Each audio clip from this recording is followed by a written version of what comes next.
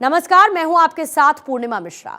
हमारे खास प्रोग्राम क्या कहते हैं नरेंद्र मोदी में आज आपको सुनवाएंगे पीएम मोदी का वो ऐतिहासिक भाषण जो उन्होंने 22 सितंबर 2018 को ओडिशा में दिया। अपने भाषण में प्रधानमंत्री ने कहा कि कई बार मैं सोचता हूं तो हैरान रह जाता हूं कि जब हमारे देश में साधन थे, संसाधन थे, हमारे देश में सामर्थ्य था, तो इन कारखानों को शुरू करने की गंभीर कोशिशें पहले क्यों नहीं हुई? क्योंकि सिर्फ फाइलों पर ही काम हुआ, राजनीतिक वायदे होते रहे, लेकिन जमीन पर कुछ नजर नहीं आया। भाइयों और बहनों, ओडिशा की इस पवित्र भूमि पर अनेक पराक्रमी वीरों से जन्म लिया है। महान नेता पवित्र मोहन प्रधान के नेतृत्व में प्रजामंडल आंदोलन आम जन के धैर्य और साहस की कहानियां आज भी हमें प्रेरणा दे रही है।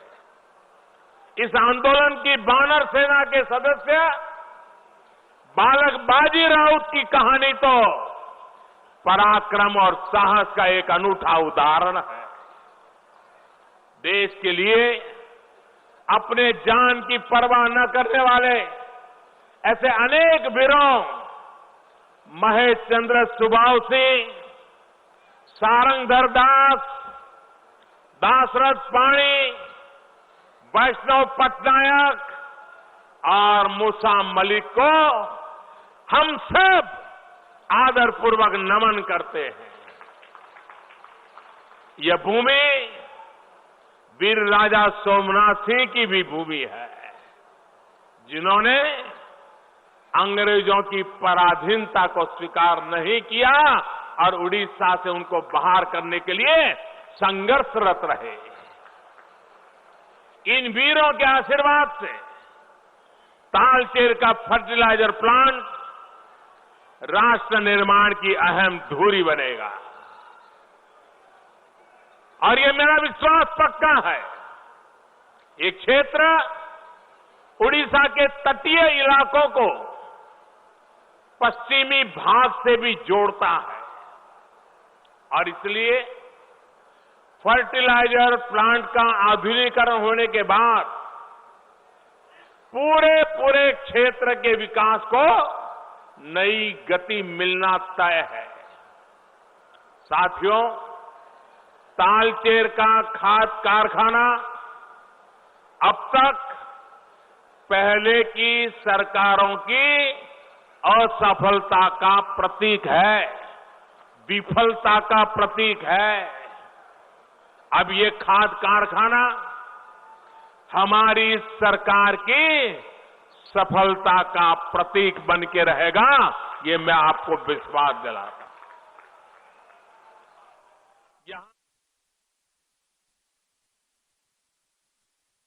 यहां खाद कारखाना उनके जीवन की और इस विस्तार के विकास की कभी अहम धुरी रहा करता था, लेकिन पहले की सरकारों को नीतियां और नियत ऐसी रही कि अनेक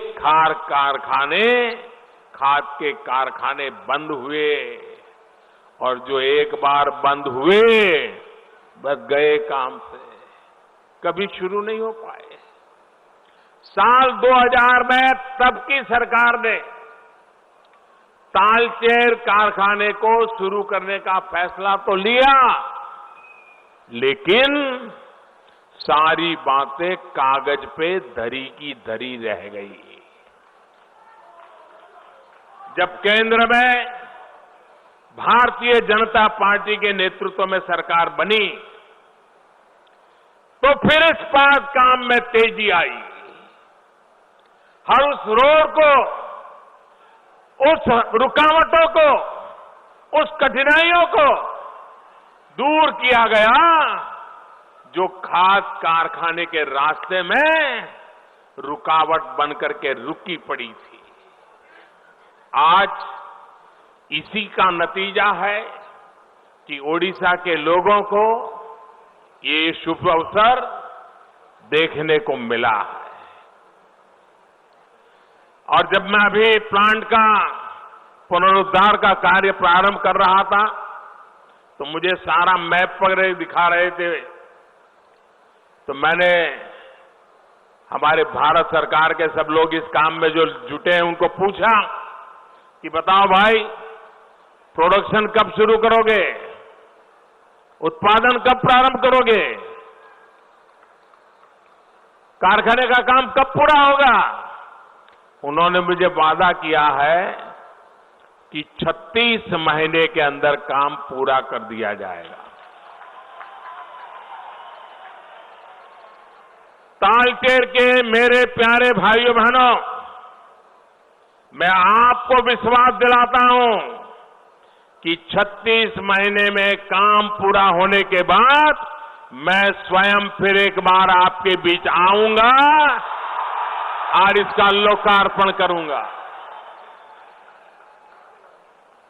देश के किसानों को, देश की कृषि व्यवस्था को मजबूत करने के लिए हजारों करोड़ रुपए खर्च करके बंद पड़े खाद कारखानों को खोलने का काम हमने तेज गति से आगे बढ़ाया है। यहां तालचेर के अलावा उत्तर प्रदेश के गोरखपुर में, झारखंड के सिंदरी में, तेलंगाना के रामागुंडम में और बिहार के बरौनी में देश के 5 बड़े खाद कारखानों को फिर से जीवन देने का काम चल रहा है। भाइयों और बहनों, कई बार मैं सोचता हूं तो हैरान रह जाता हूं कि जब हमारे देश में साधन थे, संसाधन थे, हमारे देश में सामर्थ्य था, तो भी इन कारखानों को शुरू करने की गंभीर कोशिश पहले क्यों नहीं हुई? क्यों सिर्फ फाइलों पर ही काम हुआ? राजनीतिक वादे होते रहे, भाषण होते रहे, लेकिन जमीन पर कुछ नजर नहीं आया। भाइयों और बहनों, पिछले 4-4.25 साल में हमारी सरकार ने देश के गरीबों, देश के पिछड़ों और हमारे पिछड़े इलाकों को बैंकिंग सेवाओं से जोड़ने में पूरा जोर लगा दिया है।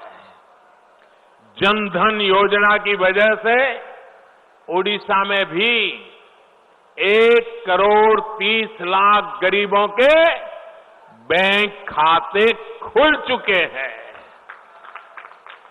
केंद्र सरकार की तमाम योजनाओं का पैसा अब इन खातों में सीधे ट्रांसफर किया जा रहा है।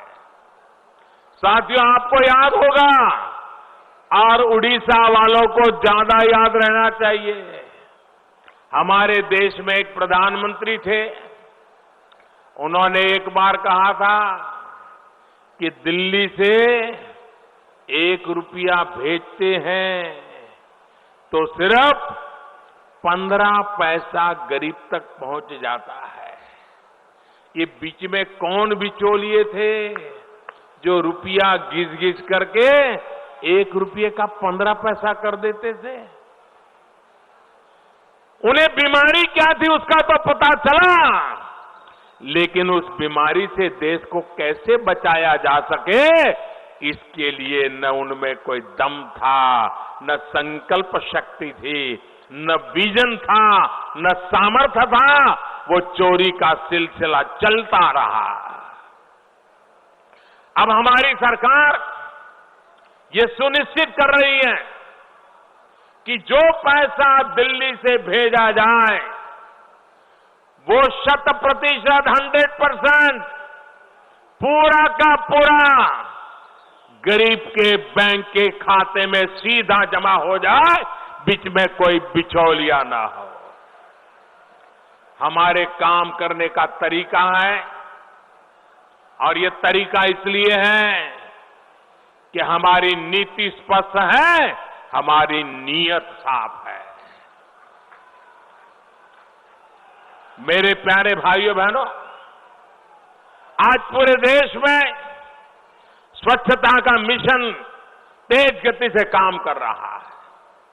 स्वच्छता का अभियान चल रहा है।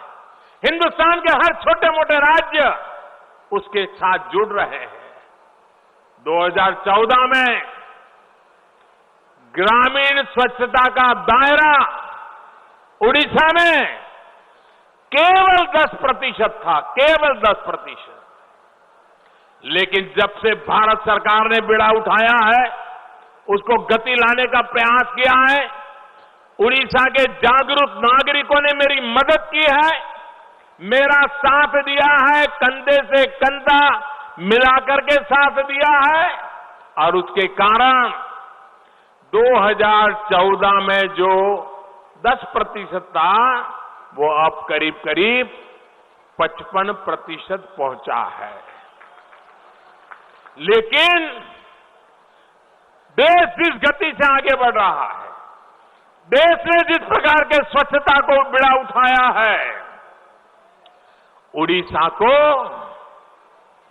बहुत कुछ करना बाकी है।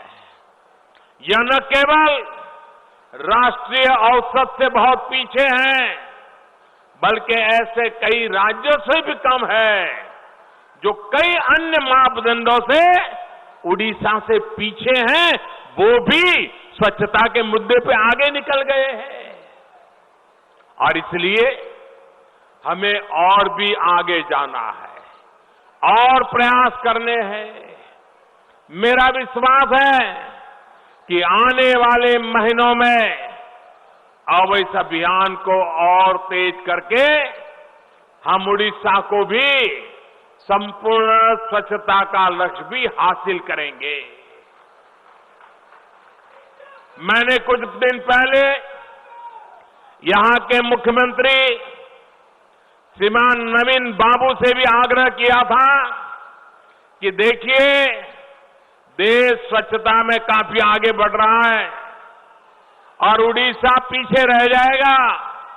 शौचालय नहीं बन रहे हैं, ओपन डेफिकेशन फ्री का मूवमेंट नहीं चल रहा है। मैंने उनसे आग्रहपूर्वक संदेश भेजा था, लेकिन आज जब माता हिंगोला की धरती पर आया हूं, भगवान जगन्नाथ की धरती पर आया हूं, तब मैं नवीन बाबू को फिर से एक बार आग्रह करता हूं कि उड़ीसा में वो स्वच्छता को प्राथमिकता दें। ये स्वच्छता स्वास्थ्य के साथ जुड़ी हुई है। उड़ीसा के लोगों के उत्तम स्वास्थ्य के लिए उत्तम स्वच्छता की भी आवश्यकता है। उसी प्रकार से मेरे प्यारे भाइयों बहनों, आने वाले दिनों में हम देश के लोगों के स्वास्थ्य से जुड़ा एक और भगीरथ कार्य कल से झारखंड की धरती से एक साथ हिंदुस्तान के गांव-गांव में प्रारंभ करने जा रहे हैं। ये कार्यक्रम है आयुष्मान भारत योजना के तहत कल से प्रधानमंत्री जन आरोग्य योजना पीएम जय, इसकी शुरुआत हो रही है। इस योजना के तहत देश के 10 करोड़ गरीब परिवारों को,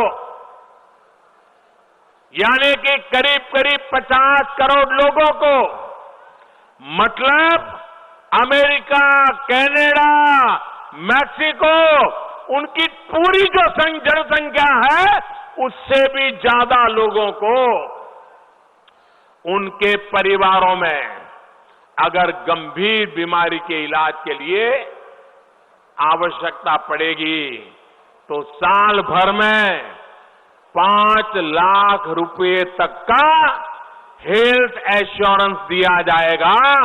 5 लाख रुपया